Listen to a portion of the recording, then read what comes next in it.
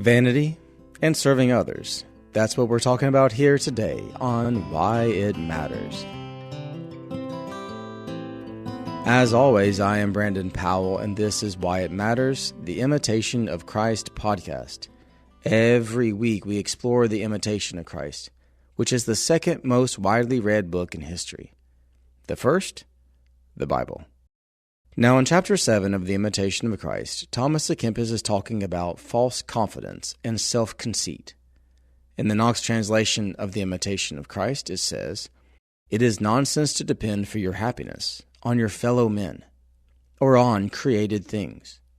Why does it matter if you have to be the servant of others and pass for a poor man in the world's eyes?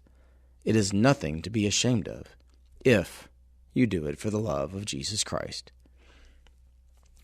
Why all this self-importance? Leave everything to God, and He will make the most of your good intentions. Put no confidence in the knowledge you have acquired, or in the skill of any human counselor. Rely on God's grace. He brings aid to the humble and only humiliation to the self-confident. Now, somewhat weirdly, a lot of versions use the word vain or vanity at the beginning of this paragraph, which is not what the Knox translation does. Even so, he really does hit at what the root of vanity is.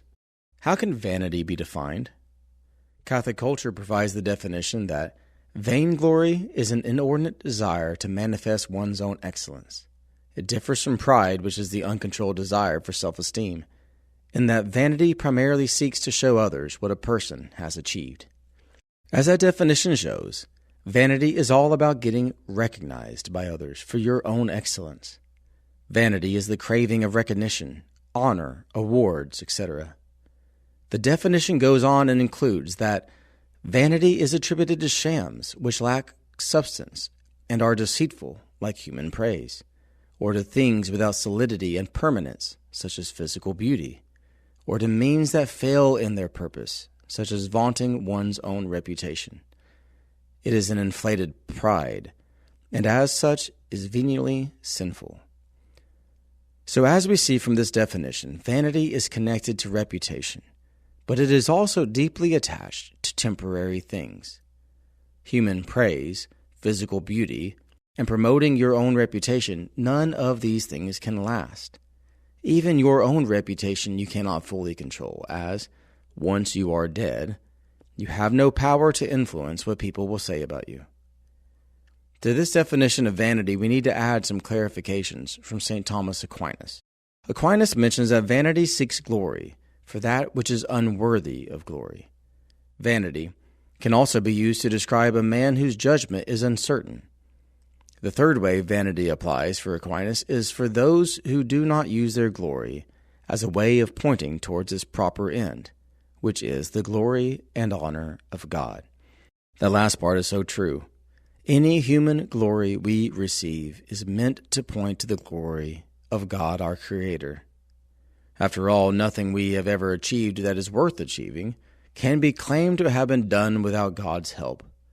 God created our hands, our eyes, our body, our human capacity, so at the very least He should get praise for that.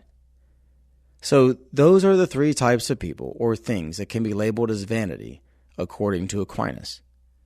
He goes on and says that vanity is primarily shown in 4 ways. First, vanity is shown in the intellect, which is being too much attached to his own opinion. How many people do we know that just refuse to consider someone else's opinion? Many times these people overshare and are always throwing their opinion around as if it is fact.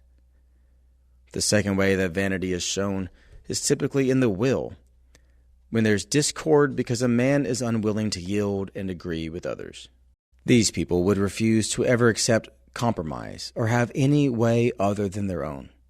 You can have 5 people discussing where they want to go to supper. 4 say Mexican, 1 says barbecue. And that barbecue guy refuses to accept the will of the others, even if it means he's going to eat alone. The third way that vanity is usually shown is in speech, boasting, contention with others, bragging. And finally, vanity is often shown in deeds, disobedience, and refusing to obey those who are over them. Now, with this understanding of vanity, Why is it vain to put your trust in fellow men or created things? Well, let's look at putting your trust in men. The big issue with humans are that they have all kinds of weaknesses.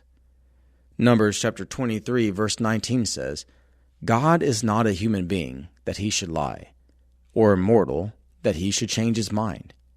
Has he promised, and will he not do it? Has he spoken, and will he not fulfill it? Not only does this reveal the trustworthiness of God, but it also reveals the issues with trusting people. We lie. We change our minds. We succumb to temptation and evil. We have mental illnesses. We die, and are therefore temporary. So allowing your happiness to be rooted in others is placing your happiness on a source that is unreliable and temporary. That doesn't make much sense, does it? The imitation addresses trust in men, but it also addresses placing your trust in happiness, in created things. Well, what's the issue with that? We all know that created things can be stolen, deteriorate, change value, and are by nature temporary. Jesus mentions this in Matthew chapter 6, verse 19, when he says, "Do not store up for yourselves treasures on earth, where moth and rust consume, and where thieves break in and steal. But store up for yourselves treasures in heaven, where neither moth nor rust consumes, and where thieves do not break in and steal." Neither humankind or created things are fully reliable. More importantly, they do not satisfy our souls. King David beautifully describes this in Psalm 27, verse 4. "One thing I asked of the Lord, that I will seek after, to live in the house of the Lord all the days of my life, to behold the beauty of the Lord, and to inquire in his temple." How wonderful our life would be if we could get to the point where our primary goal in life is just to be in heaven with God forever, to see the face of the Lord, and to dwell in his presence. Many times we exhaust ourselves, chasing after so many things, but the desire of our heart should just be Jesus. I'm Brandon Powell. This is Why It Matters. Thanks for joining us. Don't forget to like and subscribe. Let's take some time and realize the areas in our life where we care too much about what others think. This isn't the moral areas, as if we can sin and just not care what people think. These are the superficial areas, the awards, the titles, the praise. Let's lay all of that at the feet of Jesus. God bless.